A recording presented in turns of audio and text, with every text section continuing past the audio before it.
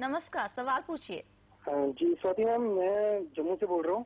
26 as है मेरी जी। 17,000 per month की मंथली इनकम है। गवर्नमेंट सर्विस, गवर्नमेंट एम्प्लॉय हूँ। अच्छा। 1000 रुपया मैं जीबी फंड में सब्सक्राइब करता हूँ। 15 साल और 5 से 7 हजार रुपया जो है मंथली SIP है इन्वेस्टमेंट करना चाहता हूँ। अच्छा। अभी तक की टोटल सेविंग 3 लाख रुपया है। और एक MetLife का स्मार्ट प्लस प्लान लिया हुआ मैंने। कुछ इंश्योरेंस पॉलिसी आपके पास है, लेकिन आप अभी फिलहाल ये सोच रहे हैं कि आप 5 से 7 हजार की SIP शुरू करें, राइट? जी मैम, जी मैम। और आप चाहते हैं 5 से 6 लाख की गाड़ी खरीदना 2 से 3 साल में। जी जी। और ये पूरे के पूरे पैसे आप खुद ही भरना चाहते हैं या फिर इसके लिए लोन? मैम खुद ही। और घर खरीदने के लिए भी आपको करीब 25 से 30 लाख की जरूरत होगी, राइट? 15 साल में। तो ये भी पूरा खुद ही देना चाहेंगे या फिर इसके लिए लोन लेंगे? फिलहाल तो खुद ही देने के लिए प्रेफर करूंगा। और ये आप ये घर कहाँ खरीदना चाहते हैं विक्रम जी? JNK में। ओके, तो आपने क्या इन्फ्लेशन को फैक्टर इन किया है? आपको लग रहा है कि अभी उसकी वैल्यू अगर 25-30 लाख है तो क्या आज से 15 साल के बाद ये इसी रेंज में रहेगा या फिर थोड़ा बढ़ जाएगा? 40 लाख।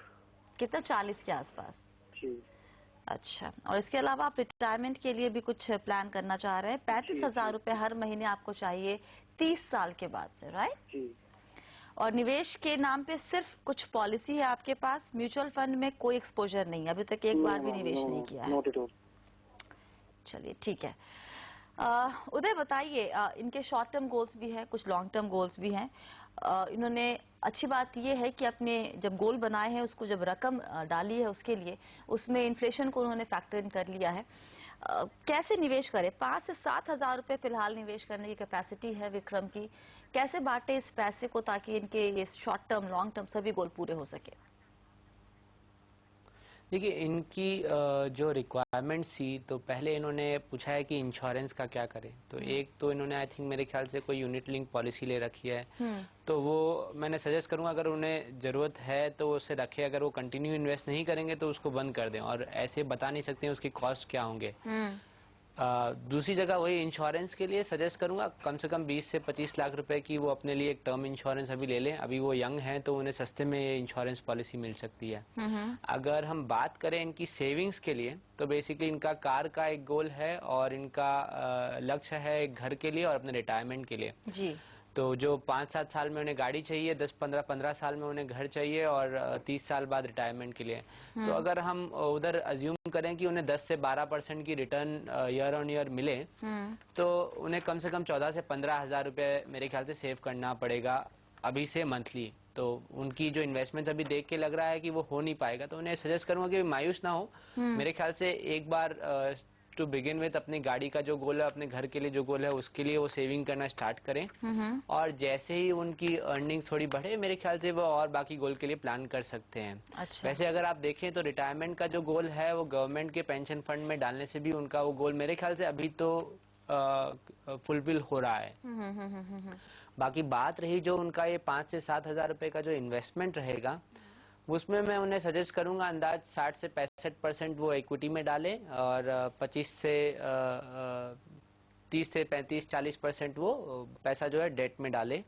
इक्विटी में वो investment equity fund, HDFC equity fund, ICICI dynamic, Franklin India blue chip fund, इनमें कर सकते हैं, जो कि लार्ज कैप फंड है। क्योंकि वो फर्स्ट टाइम इन्वेस्ट करने हैं तो थोड़े सेफ कंजर्वेटिव इक्विटी फंड्स बता रहा हूँ। और जो डेट में पैसा है, ताकि थोड़ा उनका बैलेंस बना रहे पोर्टफोलियो में, वो Templeton India short term income plan या ICICI रेगुलर सेविंग्स फंड, ऐसे कुछ फंड्स में देख सकते हैं। ऑलराइट, कोई और सवाल है विक्रम? आप कुछ और भी जानना चाहते हैं? पेंशन के रिगार्डिंग जो है वो फिलहाल मैं 1000 रुपया जीबी फंड में सब्सक्राइब कर रहा हूँ। क्या उससे अचीव हो जाएगा वो? एग्जैक्टली आप कितनी रकम चाह रहे हैं? आपने लिखा है कि आपको हर महीने 35,000 चाहिए खर्चे के लिए। आप एक बड़ा कॉर्पस अगर देखें तो आपके दिमाग में कितनी रकम आती है विक्रम? विक्रम जी मैम। 30 साल के बाद अगर आपके पास लमसम अमाउंट आपको चाहिए तो आप वो कितनी रकम आपको चाहिए? 1 करोड़, 2 करोड़, 3 करोड़? आपने वो कॉर्पस डिसाइड किया? 1.25। 1 करोड़ 25 लाख के आसपास। जी। ओके, जो अभी इनका निवेश है GPF में, उदय, क्या इससे इतनी बड़ी रकम जुड़ जाएगी?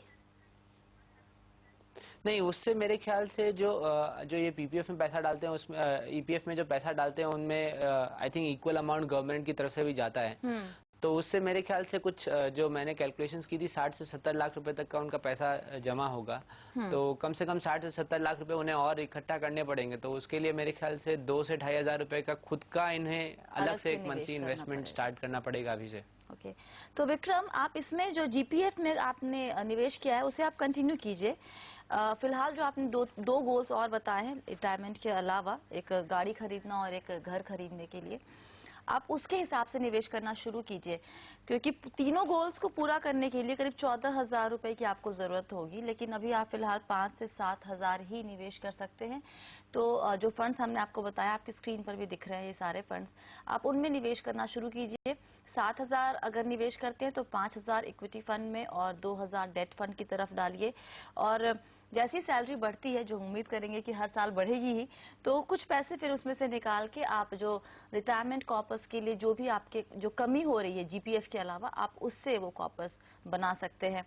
लेकिन एक बात ध्यान रखिए, आपकी उम्र 26 साल, शादी हुई नहीं है। अगर शादी के लिए पैसे भी आप ही को जोड़ने हैं तो एक बार फिर से अपने गोल्स को रिविजिट कीजिए और चेक कीजिए कि प्रायोरिटी पर कौन सा गोल आएगा आपके। और इसी के साथ वक्त एक ब्रेक का। लेकिन अगर आपके पास भी कोई सवाल है म्यूचुअल फंड, इंश्योरेंस या फिर फाइनेंशियल प्लानिंग से जुड़ा हुआ, तो अपने सवाल हमें ईमेल कीजिए mf@moneycontrol.com पर। जब भी आप हमें सवाल लिखते हैं तो प्लीज अपना नाम, नंबर और शहर का नाम जरूर लिखिए।